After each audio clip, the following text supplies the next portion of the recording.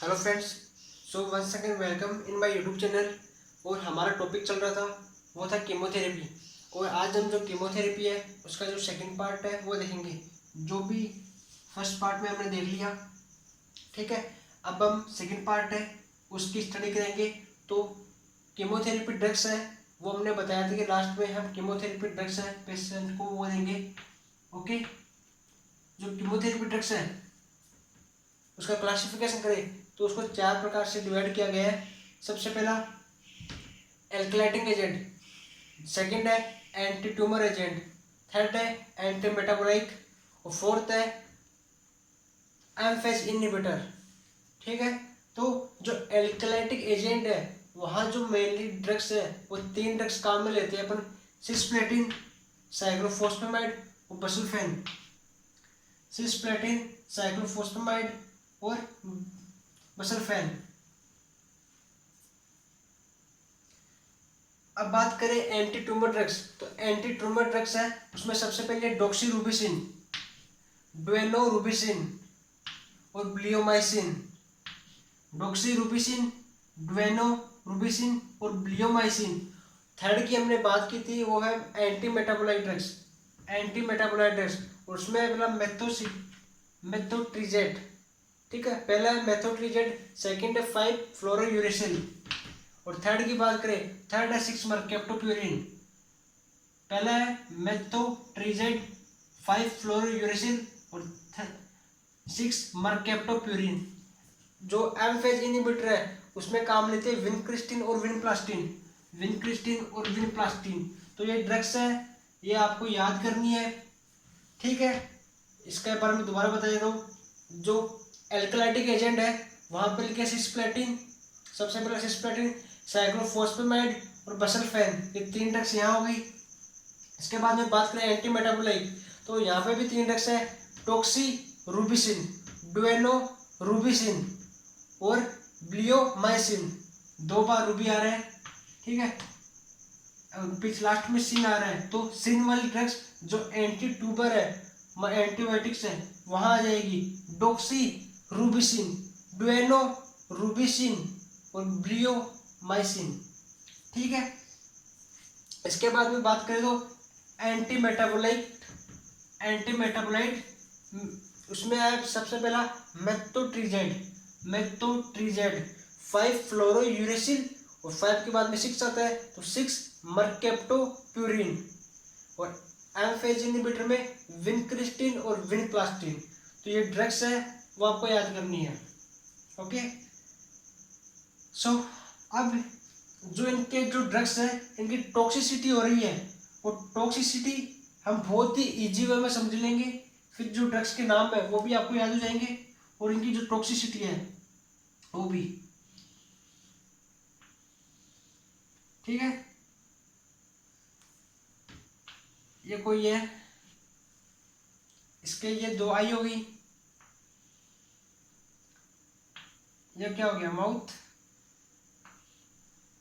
Year.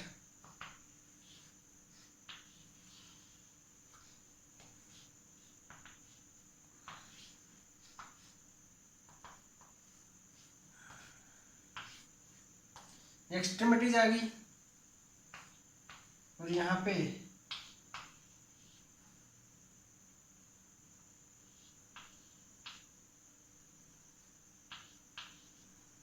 Head, दिल, ये lungs होते हैं, लंग्स होते हैं और यहाँ पे अलग भी होते हैं कुछ, लेकिन वो नहीं है यहाँ पे लंग्स की बात कर रहे हैं हम।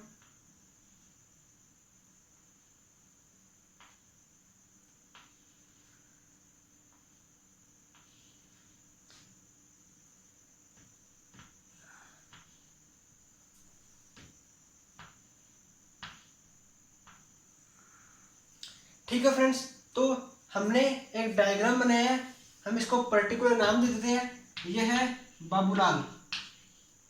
बाबूलाल, ठीक है। हमने एक डायग्राम बनाया है जिसको हमने नाम दिया है बाबूलाल।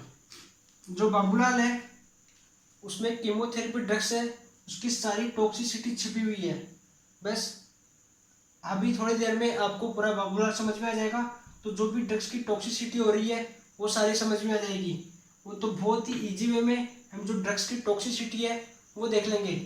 ठीक है, हमारी सबसे पहले ड्रग्स थी सिस्प्लास्टिन। ओके, ड्रग्स से सबसे पहले सिस्प्लेटिन।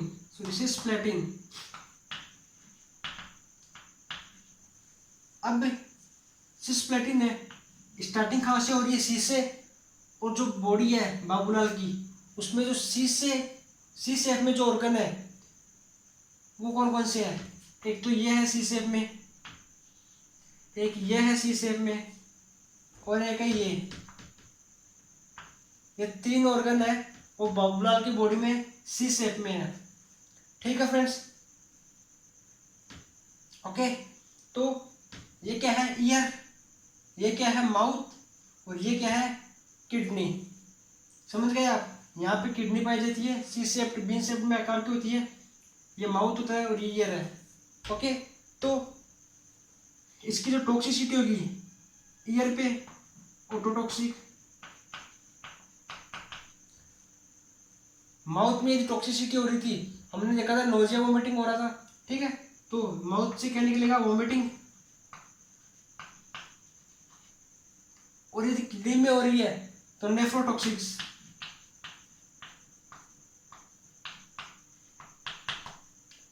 ठीक है, इतना तो हमने देख लिया कि सिस्प्लेटिन जो ड्रग्स है वो क्या कर रही है? सी से स्टार्ट हो रही है, और बाबूलाल की जो सी शेप में जो ऑर्गन है वो देखो ईयर में हो रही है तो ऑटोटॉक्सिस, माउथ में हो रही है तो माउथ में टॉक्सिसिटी होने पर हमने देखा था वोमिटिंग होगी। ठीक है, और क्योंकि माउथ से वोमिटिंग, जो वोमिट है वो बाहर निकलता है तो वोमिटिंग हो रही है। और नेफ्रॉन जो किडनी है, किडनी में होगी तो नेफ्रोटॉक्सिस, क्योंकि नेफ्रो जो किडनी है उसको सेकंड नाम है नेफ्रॉन, जो नेफ्रॉन पाई जाती है किडनी में। ठीक है, तो नेफ्रोटॉक्सिस, क्योंकि जो किडनी जो यूरिनरी सिस्टम है उसकी स्टडी को क्या बोलते हैं? नेफ्रोलॉजी। ओके, सो ऑटोटॉक्सिस, वोमिटिंग और जो नेफ्रोटॉक्सिक है ये आपको समझ में आ गया। तो सेकंड जो ड्रग्स है हमारी बसल्फेन और ब्लियोमाइसिन, दोनों बी से स्टार्ट हो रही है। अब इन दोनों को लेंगे हम, क्या लेंगे? बसल्फेन और ब्लियोमाइसिन। तो बसल्फेन, ब्लियोमाइसिन, हमने देखा कि जो ये दोनों बी से स्टार्ट हो रही है, और बाबूलाल में बी शेप की जो ड्रग्स है, जो बी शेप की ऑर्गन है वो क्या है? लंग्स। लंग्स क्या है? बी शेप के ऑर्गन है, तो ये क्या करेगा? Pulmonary fibrosis.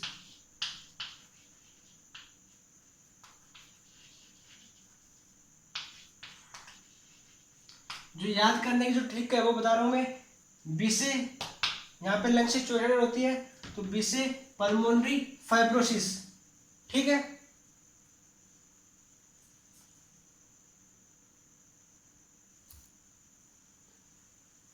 हमने जो बसल्फेन और ब्लियोमाइसिन दोनों की टॉक्सिसिटी थी वो देख ली, क्या हो रहा था? Pulmonary fibrosis. अब हम देखेंगे जो यहाँ पे क्या है? डी, डी यानी दिल, दिल बोलते हैं। ठीक है, डी यानी दिल। तो डी से कौन कौन सी ड्रग्स स्टार्ट हो रही है? डॉक्सी रूबिसिन और ड्वेनो रूबिसिन। रूबी, रूबी कौन होती है? लड़की होती है। ठीक है, लड़की का नाम होता है रूबी। तो रूबी जो लड़की होती है वो कहाँ होती है? दिल में होती है। ठीक है, तो रूबिसिन और जो भी रूबी वर्ड आ रहे हैं वो दिल में जाएगा, तो डॉक्सी रूबिसिन और ड्वेनो रूबिसिन, डॉक्सी रूबिसिन, ड्वेनो रूबिसिन। ठीक है, तो ये क्या करेगा? डॉक्सी रूबिसिन और ड्वेनो रूबिसिन कार्डिक टॉक्सिसिटी, कार्डिक टॉक्सिसिटी कौन करेगा? डॉक्सी रूबिसिन और ड्वेनो रूबिसिन, कार्डिक टॉक्सिसिटी। ओके फ्रेंड्स, इतना तो देख लिया हमने। अब हमारे पास बचे हैं, यह है लीवर, और लीवर है 6 मर्केप्टोप्यूरिन है, वो क्या करेगा? Hepatotoxic, hepatotoxic. अब देखो 6 मर्केप्टोप्यूरिन, हेप्टोटॉक्सिक, यहाँ पे टो, ठीक है, टॉक्सिक तो सभी में आ रहा है, लेकिन यहाँ पे क्या है, मर्केप्टोप्यूरिन, यहाँ पे देखो हेपेटो, तो ऐसे याद रखना 6 मर्केप्टोप्यूरिन की टॉक्सिसिटी होती है हिपेटोटॉक्सिक। ओके फ्रेंड्स, तो इसके बाद में हम बात करें, यह है ब्लेडर, ठीक है। एक्चुअली होता क्या है, जैसे एक बार की बात है कि मैं बाइक चला रहा था, ठीक है, और जो बाईसाइकिल थी, साइकिल थी, वो बचपन में चलाते थे। अब एक दिन क्या हुआ, एक लड़का सामने से आया था, उसके पास साइकिल थी, मैंने उसको बोला कि तू है ना मेरी बाइक पे बैठ जा और मैं तेरी साइकिल लेके एक राउंड लगा गया था, क्योंकि साइकिल चलाए हुए बहुत दिन हो गया था और शौक था कि साइकिल चलाई दोबारा, तो इच्छा थी एक साइकिल से एक राउंड मारने की, ठीक है। तो साइकिल से राउंड मारने चला गया मैं, तो साइकिल से राउंड मारने चला गया था, ये क्या है, राउंड शेप में, और साइकिल से राउंड मारा था तो साइक्लोफॉस्फेमाइड, तो जो साइक्लोफॉस्फेमाइड है वो टॉक्सिसिटी करेगा ब्लैडर पे, ये जो याद करने की जो ट्रिक बताई थी मैंने अभी, ठीक है। तो साइक्लोफॉस्फेमाइड राउंड क्या है, ब्लैडर, ब्लैडर पे टॉक्सिसिटी उत्पन्न करेगा, जो ब्लैडर है वहां पे टॉक्सिसिटी प्रोड्यूस करेगा, तो यह क्या करेगा, यहाँ पे सिस्टाइटिस कर देगा भाई। अब सिस्टाइटिस क्या होता है, इन्फ्लामेशन ऑफ ब्लैडर, ब्लैडर का इन्फ्लामेशन हो रहा है, उसको क्या बोलेंगे, सिस्टाइटिस, इन्फ्लामेशन ऑफ ब्लैडर, ठीक है। ब्लैडर का इन्फ्लामेशन हो रहा है उसको बोलेंगे सिस्टाइटिस। इसके बारे में फर्दर और डिस्कस करते हैं हम कि जो इन्फ्लामेशन हो रहा है ब्लैडर का किसके कारण हो रहा था, साइक्लोफॉस्फेमाइड के कारण। साइक्लोफॉस्फेमाइड जो ड्रग्स है वो कर रही थी इन्फ्लामेशन ब्लैडर में।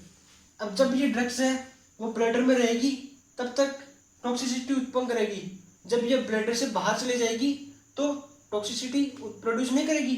तो हमें पता है कि जो ब्लैडर होता है वहाँ पे यूरिन प्रेजेंट होता है, और यूरिन प्रेजेंट होता है तो यदि जो टॉक्सिसिटी होती है वो यूरिन में, यदि हम यूरिन पास कर देंगे तो जो टॉक्सिक है वो भी यूरिन के थ्रू पास हो जाएगा।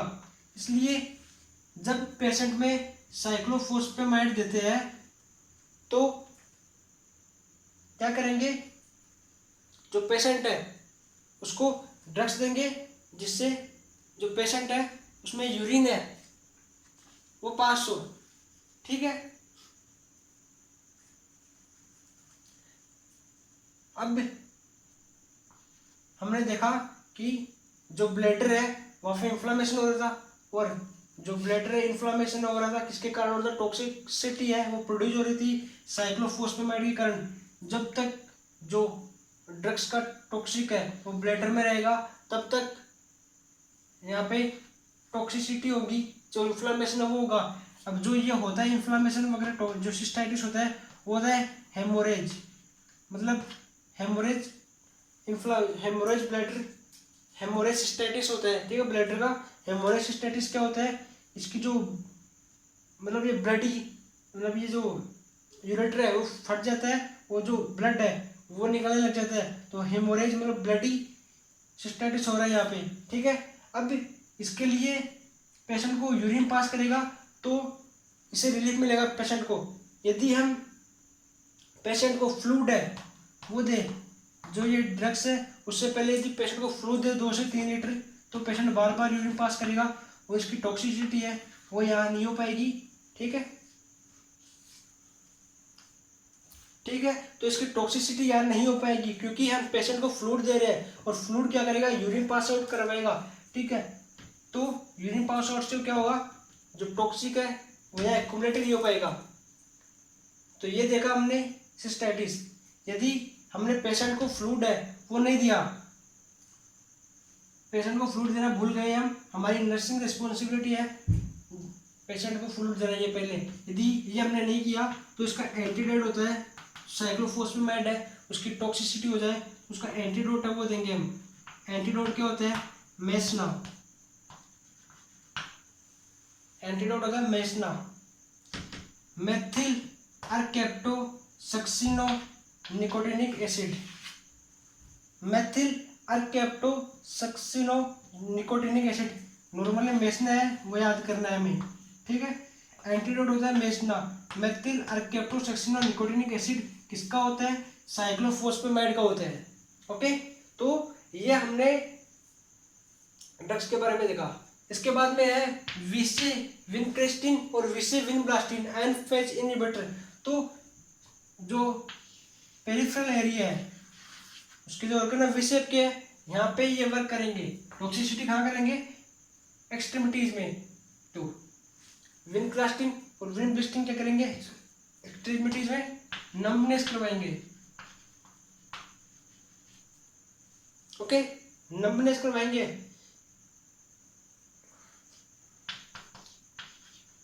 हॉरिसननेस साउंड है वो उत्पन्न करवाएंगे। नम्बनेस और हॉरिसननेस जो साउंड है वो प्रोड्यूस करवाएंगे। ओके, नम्बनेस स्वेलिंग टाइप में। ओके, तो ये हमने जो ड्रग्स थी उसका सारा जो टॉक्सिक किस प्रकार से टॉक्सिसिटी कर रही है वो देखा। अब हम आगे देखेंगे एंटी मेटाबोलाइट ड्रग्स है वो। तो एंटी मेटाबोलाइट ड्रग्स है वो देखते हैं हम आगे। मैंने बता दिया कि जो एम फेज के इनहिबिटर है विनक्रेस्टिन और विनब्लास्टिन, वो क्या करेंगे? जो पेरिफेरल न्यूरोपैथी करवाते हैं। क्या करवाते हैं? Peripheral neuropathy. पेरिफेरल न्यूरोपैथी के हमने साइंस देखे थे अभी। नंबनेस और हॉरिसननेस साउंड। ओके फ्रेंड्स, तो अब हम देखेंगे एंटी मेटाबोलाइट्स। एंटी मेटाबोलाइट्स है वो देखते हैं हम।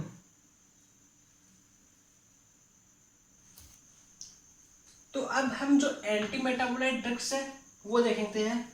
तो एंटी मेटाबोलाइट ड्रग्स में जैसे फोलिक एसिड है। फोलिक एसिड का वर्क क्या है? डीएनए का सिंथेसिस करना। ओके, जो डीएनए है उसको सिंथेसिस करता है फोलिक एसिड, और डीएनए क्या करता है? बाद में फर्दर डिवीजन करता है, और डिवीजन करके बहुत सारे डीएनए के बना लेता है, और सेल से उसका डिवीजन होता रहता है। अब जो कीमोथेरेपी ड्रग्स है वो डीएनए का जो डिवीजन है वो नहीं होने देगी। अब कीमोथेरेपी ड्रग्स में जो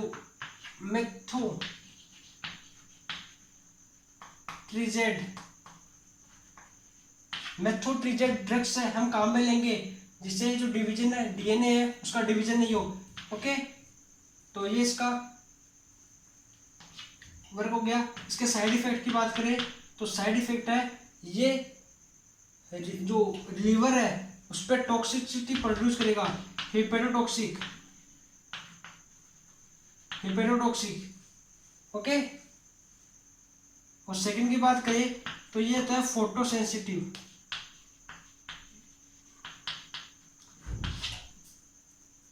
जो लड़कियां होती है वो धूप में निकलती है तो दुपट्टा लगा के निकलती है ना। यदि जो कीमोथेरेपी की कोई पेशेंट है वो यदि धूप में निकल रही है तो उसे सनसाइन क्रीम लगानी होगी। सनसाइन क्रीम है वो लगा के उसको बाहर निकलना होगा, क्योंकि ये बहुत सेंसिटिव होती है, स्किन है वो खराब हो जाएगी, इसलिए फोटो सेंसिटिव होती है, इसलिए जो सनसाइन क्रीम है वो लगानी पड़ेगी। ठीक है, और इसकी है ना टॉक्सिसिटी हो जाए ड्रग्स की, तो इसका एंटीडोट होता है। क्या होता है? यहाँ पे क्या होता है? फोलिक एसिड डीएनए वो फोलिक एसिड है वो डीएनए बना रहा था, और हमने जैसे ड्रग्स, अब क्या होगा? फोलिक एसिड डीएनए नहीं बनेगा, तो फोलिक एसिड की जो लेवल है वो इंक्रीज कर दे। फोलिनिक एसिड एंटीडोट क्या हो गया? Folinic acid. क्यों हो गया? क्योंकि फोलिक एसिड है वो डीएनए बना रहा था, हमने इसको इनहिबिट किया था, और फोलिनिक एसिड हम देंगे पेशेंट को तो फिर से डीएनए का सिंथेसिस करने लग जाएगा। इसका दूसरा नाम है ल्यूकोवेरिन। इसका सेकंड नाम है ल्यूकोवेरिन, ठीक है। तो फोलिनिक एसिड ल्यूकोवेरिन, यह आपको समझ में आ गया। यदि हम मेथोट्रीजेड है, जो मेथोट्रीजेड है उसकी बात करें तो ये है DOC, drug of choice ectopic pregnancy,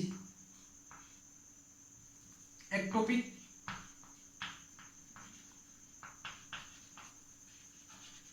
ectopic pregnancy की जो ड्रग्स है, और हम बात करें तो ये है डीओसी, किसकी, रूमेटेड अर्थराइटिस। रूमेटेड अर्थराइटिस क्या होता है, इन्फ्लामेशन होता है जॉइंट का, इन्फ्लामेशन ऑफ जॉइंट, ओके। तो मेथोट्रीजेड की हम बात करें तो डीओसी होती है एक्टोपिक प्रेगनेंसी, और डीओसी होती है रूमेटेड अर्थराइटिस, ठीक है फ्रेंड्स। जो हमारा कीमोथेरेपी में जो ड्रग्स था, ये मेटाबोलाइट्स, ये भी कंप्लीट हो गया है। अब हम बात करें एक ड्रग्स की जिसका नाम है साइटोट्रेपिन।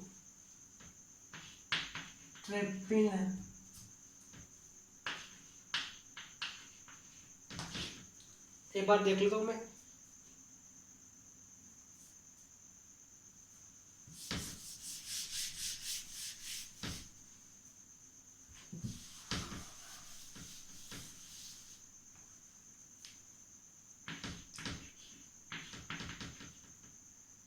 साइटाराबिन, ठीक है, इसे याद रखोगे इसको, साइटाराबिन है। और ये क्या करेगा, इफेक्ट डालेगा, किस पे डालेगा, इसकी टॉक्सिसिटी किस पे होगी, सेरिबेलम पे।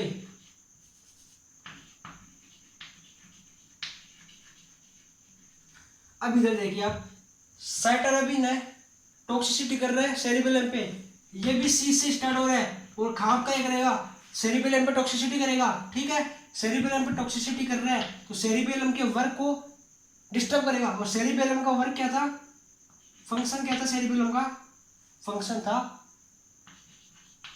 मूवमेंट कंट्रोल ड्यूरिंग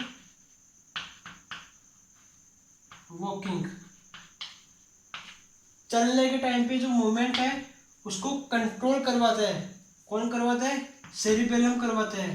तो क्या होगा, सबसे पहला साइड इफेक्ट इसका ड्रग्स का एटेक्सिया, ओके। एटेक्सिया, एटेक्सिया क्या होता है, जो मूवमेंट होते हैं वो नहीं होंगे अच्छे से, एबनॉर्मल मूवमेंट या लॉस ऑफ बैलेंस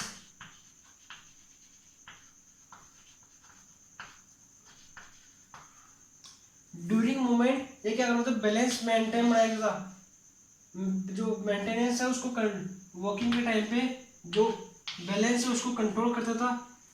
एटेक्सिया क्या हुआ, loss of balance during walking वगैरह, ठीक है।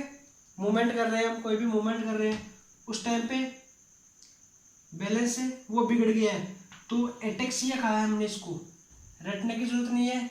यहाँ पे इसका फंक्शन क्या था, जो बैलेंस है उसको कंट्रोल कर रहा था मूवमेंट के टाइम पे, बट यहाँ पे क्या हुआ, लॉस हो गया, ओके। इसको बोलेंगे एटेक्सिया। सेकंड की बात करें तो SLUID सैलड स्पीच। और थर्ड की बात करें तो निस्टोकेमस, थर्ड की बात करें तो निस्टोकेमस, और सेकंड की बात करें तो सैलड स्पीच। अब इन दोनों को समझाता हूं मैं। तो हमने देखा कि सैलड स्पीच हो रहा है और निस्टोकेमस हो रहा है। अब सैलड स्पीच कैसे होता है, जो पेशेंट है वो जो बोलता है, लाइक तोतला बोलता है, जैसे कोई बैठा हमारे पास में, हम उससे बोलेंगे कि भाई गाना गा, वो यदि बोल रहा है गाना गा, यदि हम गाना गाएंगे, गाना बात करें तो गाना है हमारा होठ रसीले तेरे होठ रसीले, ओके। अब यदि स्लर्ड स्पीच हो रहा है तो गाना कैसे बोलेगा? हो तर तिले तेरे हो तर तिले। ओके, तो स्लर्ड स्पीच मतलब जब होठ से होत हो जाए तो उसको बोलेंगे स्लर्ड स्पीच। अब आप बहुत अच्छी तरह से समझ गए। निस्टोगेमस जो आई का मूवमेंट है, एग्जाम में जब एग्जाम होती है तो हम क्या करते हैं, जाते हैं एग्जाम देने और वहाँ पे चीटिंग करने की भी कोशिश करते हैं। तो हम अपने आई को मूवमेंट करवा के टेबल पे बैठे हुए जो आगे वाला है, साइड वाला है, पीछे वाला है, पीछे सॉरी साइड में है, उसकी जो नोटबुक है, जो कॉपी है, उसको हम पूरा स्कैन कर देते हैं अपनी आंख से। कैसे करते हैं? अपनी आई को मूवमेंट करवा के। ठीक है, तो movement of eye, movement of eye ये क्या करवाता है? इनवॉलेंट्री अनैच्छिक, ठीक है, involuntary movement of eyes. Eye में किसको होगी? आई बोल के होगी। तो इनवॉलेंट्री मूवमेंट करवाएगा, किसकी करवाएगा? आई की करवाएगा, उसको क्या बोलेंगे? निस्टोगेमस। अब हम बात करें जिससे कोई दारू पी के पड़ा हुआ है सड़क पे, अब है उसकी जो मूवमेंट की देखेंगे तो वो कैसे चलता है? बहुत अजीब से चलता है, चल जो गिर जाता है चलने पर, पता नहीं चलता उसको, जो उसका बैलेंस है वो उसके पास नहीं है, क्योंकि उसका जो सेरिबेलम है, ठीक है, वहाँ पे इफेक्ट पड़ रहा है। वहाँ पे जो ड्रग्स, जो एल्कोहल होती है वो सीधे सेरिबेलम पे अटैक करती है, ठीक है, सेरिबेलम पे साइड इफेक्ट करती है, तो सेरिबेलम के जो फंक्शन है वो इम्पेयरमेंट होंगे। और पहला फंक्शन क्या था? Loss of movement. हम जो एल्कोहलिक पेशेंट है उनमें देख सकते हैं कि उनमें जो मूवमेंट है वो बिल्कुल सही नहीं होता। आप सब देख सकते हैं कि जो एल्कोहलिक पेशेंट है उसके जो मूवमेंट कैसे होते हैं। और हम पूछेंगे उससे, कुछ भी पूछेंगे तो वो कैसे बोलेगा? अच्छे से बोल ही नहीं पाएगा, हड़ ऐसे करेगा, ठीक है, तो वो अच्छे से बोल ही नहीं पाएगा, उसको बोलेंगे स्लर्ड स्पीच। ओके, और वो उसकी आई मूवमेंट है वो इनवॉलेंट्री में देखने को मिलते हैं। ठीक है, ये आपको बहुत अच्छे से मैंने समझा दिया है। यदि इसके लिए कोई भी डाउट हो तो आप कमेंट सेक्शन में अपना कमेंट करें। और हमारा टॉपिक है ये कंप्लीट हो चुका है। यदि छोटी सी बात और करें टॉपिक के लिए, हम जो टॉक्सिसिटी हो रही थी, टॉक्सिसिटी को आइडेंटिफाई करने के लिए हम डायग्नोस्टिक टेस्ट करते हैं। और डायग्नोस्टिक टेस्ट में हम सी की बात की थी। सी में क्या था? सिस्प्लास्टिन ड्रग्स थी, वो किस पे कर रही थी? किडनी पे कर रही थी, ईयर पे कर रही थी, और माउथ में वॉमिटिंग वगैरह हो रही थी। तो इनके लिए डायग्नोस्टिक इवैल्यूएशन करें हम, तो किडनी के लिए डायग्नोस्टिक इवैल्यूएशन कर सकते हैं, और ईयर है उसका डायग्नोस्टिक इवैल्यूएशन, तीनों है, किसी का भी डायग्नोस्टिक इवैल्यूएशन करके हम इसका आइडेंटिफाई कर सकते हैं। ठीक है, सेकंड क्या था? Pulmonary fibrosis. ठीक है, पल्मोनरी फाइब्रोसिस हो रहा था, किसके कारण हो रहा था? ब्लियोमाइसिन और बल्सनफेन, इसके कारण हो रहा था। अब इसके लिए हम करवाएंगे चेस्ट एक्सरे, करवा सकते हैं, चेस्ट एक्सरे में हमें साफ पता चल जाएगा। ओके फ्रेंड्स, सॉरी, इसके लिए हम करवाएंगे pulmonary function test. Pulmonary function test है वो इसके लिए करवा देंगे। अब इसके डायग्नोस्टिक इवैल्यूएशन के लिए ये हो जाएगा। ओके, तो जो ब्लियोमाइसिन ड्रग्स है और बसल्फेन है उसका हमें डायग्नोस्टिक इवैल्यूएशन करवाना है, उसकी टॉक्सिसिटी को आइडेंटिफाई करना है, तो हम ये करवा सकते हैं। यदि लीवर में प्रॉब्लम हो रही थी, 6 हिपेटोप्यूरिन, उसकी टॉक्सिसिटी को आइडेंटिफाई करना है, तो एलएफटी करवाएंगे हम। और रीनल की प्रॉब्लम हो रही है तो रीनल फंक्शन टेस्ट करवा सकते हैं। जो नेफ्रोटॉक्सिसिटी हो रहा था उसके लिए रीनल फंक्शन टेस्ट करवा सकते हैं। तो इस प्रकार टेस्ट करवा के जो टॉक्सिसिटी है उसको हम आइडेंटिफाई कर सकते हैं। ठीक है फ्रेंड्स, तो ये हमारा टॉपिक है वो कंप्लीट हो गया है। इसके लिए कोई भी डाउट वगैरह हो आप तो कमेंट सेक्शन में आप अपना कमेंट करें। Wish you all the best. Okay, मिलते हैं नेक्स्ट लेक्चर में एक नए टॉपिक के साथ। तब तक के लिए गुड बाय।